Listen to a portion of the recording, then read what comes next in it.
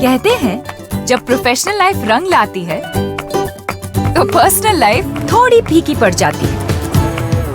गलत, बस बैलेंस जरूरी है। जैसे एक्स्ट्रा लाल और एक्स्ट्रा तेज एक ही चिली पाउडर में हो सकते हैं। नेचुरल रेड और तीखेपन का परफेक्ट बैलेंस है सुरुचि तेजा लाल चिली पाउडर। खाने में हो रुचि तो घर लाइए सुरुचि।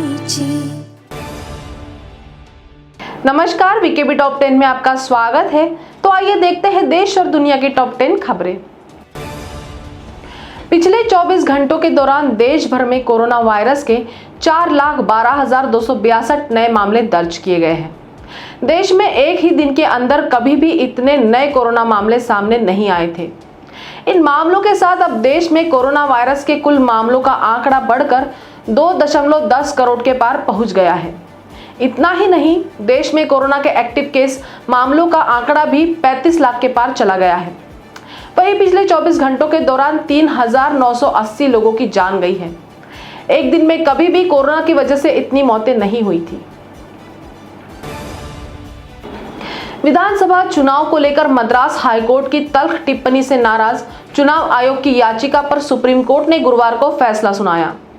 सुप्रीम कोर्ट ने कहा कि हाईकोर्ट की प्रतिक्रिया तल्ख थी।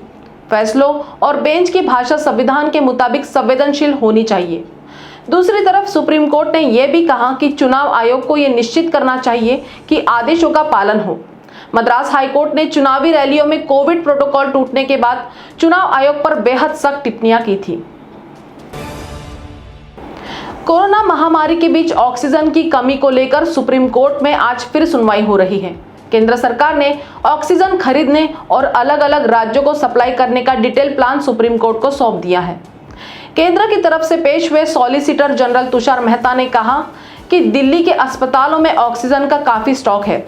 साथ ही बताया कि राजस्थान, जम्मू कश्मीर और हिमाचल प्रदेश जैसे राज्य भी ज्यादा ऑक्सीजन सप्लाई की मांग कर रहे हैं। राष्ट्रीय लोक दल के राष्ट्रीय अध्यक्ष, किसान नेता और पूर्व केंद्रीय मंत्री चौधरी अजित सिंह का निधन हो गया है। पार्टी के नेता और उनके बेटे जयंत चौधरी ने ट्विटर पर इसकी जानकारी दी। उन्होंने ट्विटर पर कहा कि चौधरी साहब नहीं रहे। आरएलडी प्रमुख चौधरी अजित सिंह 22 अप्रैल को कोरोना संक्रमित हुए थे, जिसके बाद उन्हें गुरुग्राम के एक प्राइवेट अस्पताल में भर्ती कराया गया था, जहां आज उनका निधन हो गया। देश की राष्ट्रीय राजधानी दिल्ली में होम आइसोलेशन में रह रहे कोरोना संक्रमितों के लिए सरकार घर पर ही आपात ऑक्सीजन देने के लिए ऑक्सीजन पूल बनाएगी। अगर शरीर में ऑक्सीजन लेवल की कमी होने पर हर कोई अस्पताल जाएगा तो वहां भीड़ बढ़ेगी। ऐसे में दिल्ली सरकार घर पर ही मरीजों को ऑक्सीजन उपलब्ध करवाएगी, जिससे अस्पतालों में भीड़ कम हो। दिल्ली सरकार ने अपील की है कि सप्लाई में मदद करने के लिए खाली ऑक्सीजन सिलेंडर दान करें। महाराष्ट्र के पुणे की सीरम इंस्टीट्यूट ऑफ इंडिया के सीईओ अदार पूनावाला और उनके परिवार को Z+ श्रेणी की सुरक्षा दिए जाने की मांग वाली अर्जी बॉम्बे हाई कोर्ट में दायर की गई है।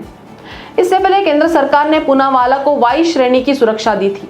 बीते बुधवार केंद्रीय गृह मंत्रालय ने इस संबंध में नोटिफिकेशन भी जारी किया था। पूनावाला को मिली Y श्रेणी की सुरक्षा पूरे देश में लागू है। सीरम भारत में कोरोना वैक्सीन की सप्लाई करने वाली सबसे बड़ी कंपनी है। फिलहाल देश में चल रहे टीकाकरण अभियान में से 90% टीके सीरम की वैक्सीन की कोविशील्ड के ही लग रहे हैं। Indian Premier League IPL corona virus के चलते स्थगित होने के बाद विदेशी खिलाड़ियों को घर वापसी पर सवाल उठाए जा रहे थे। हालांकि BCCI की मदद से चार्टर्ड उड़ानों से सभी विदेशी खिलाड़ियों को स्वदेश रवाना किया जा रहा है। इसी बीच चेन्नई सुपर किंग्स के कप्तान MS धोनी ने CSK मैनेजमेंट से कह दिया कि वो सबसे आखिर में होटल से जाएंगे। धोनी चाहते हैं कि सारे खिलाड़ी अपने घर सुरक्षित पहुंच जाएं, उसके बाद ही वो घर वापस जाएंगे। इसकी इस भावना ने सबका दिल जीत लिया है। हालांकि इंग्लैंड के सभी खिलाड़ी लंदन पहुंच गए हैं। केंद्रीय गृह मंत्रालय ने पश्चिम बंगाल सरकार को चुनाव परिणाम आने के बाद हुई हिंसा के बाबत दूसरा पत्र लिखा है। गृह मंत्रालय ने पूछा कि पिछले महीने हुए चुनाव के बाद हिंसा रोकने के उपायों के बारे में पहले पत्र का जवाब क्यों नहीं दिया गया। केंद्रीय गृह सचिव अजय भल्ला ने अपने दूसरे पत्र में लिखा, मैं आपको याद दिलाता हूं कि मतदान के बाद 3 मई को हुई हिंसा के बारे में जानकारी मांगने के बावजूद कोई रिपोर्ट नहीं दी गई है। इस दूसरे पत्र का गैर अनुपालन गंभीरता से लिया जाएगा और हिंसा को रोकने के लिए तत्काल उपाय किए जाएं और उसी के संबंध में रिपोर्ट तुरंत भेजी जाए। पश्चिम बंगाल में विधानसभा चुनाव के नतीजों के बाद हिंसा की घटनाओं को केंद्र सरकार ने गंभीरता से लिया है। पहले सख्त लहजे में केंद्रीय गृह मंत्रालय ने ममता सरकार से बंगाल हिंसा पर विस्तृत रिपोर्ट सौंपने को कहा और अब उसने इसकी जांच के लिए एक टीम ही गठित कर दी है। केंद्रीय गृह मंत्रालय ने पश्चिम बंगाल में चुनाव के बाद हुई कथित हिंसा के कारणों की पड़ताल करने और राज्य में जमीनी हालात का जायजा लेने के लिए 4 सदस्यीय दल का गठन किया है। अधिकारियों ने गुरुवार को बताया कि मंत्रालय के अतिरिक्त सचिव के नेतृत्व में दल पश्चिम बंगाल के लिए रवाना हो गया है। वहीं सीएम ममता बनर्जी ने आरोपों को खारिज करते हुए कहा कि जिन इलाकों में हिंसा और झड़प हो रही है वहां पर भाजपा चुनाव जीती है। दिल्ली के टिकरी बॉर्डर पर बीते कई महीनों से किसानों के आंदोलन में शामिल रही 25 वर्षीय महिला का कोरोना से निधन हो गया है। वह पिछले कई महीनों से सैकड़ों किसानों के साथ आंदोलन का हिस्सा थी। महिला के निधन के बाद किसानों के बीच हड़कंप मच गया है।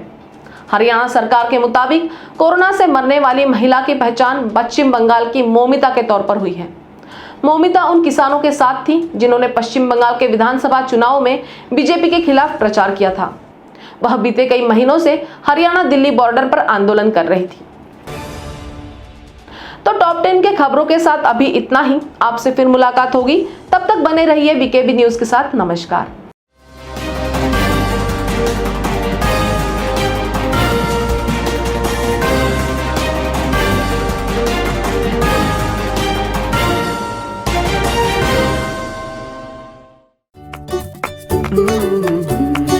कहते हैं जब प्रोफेशनल लाइफ रंग लाती है तो पर्सनल लाइफ थोड़ी फीकी पड़ जाती है। गलत, बस बैलेंस जरूरी है। जैसे एक्स्ट्रा लाल और एक्स्ट्रा तेज एक ही चिली पाउडर में हो सकते हैं। नेचुरल रेड और तीखेपन का परफेक्ट बैलेंस है सुरुचि तेजा लाल चिली पाउडर। खाने में हो रुचि तो घर लाइए सुरुचि।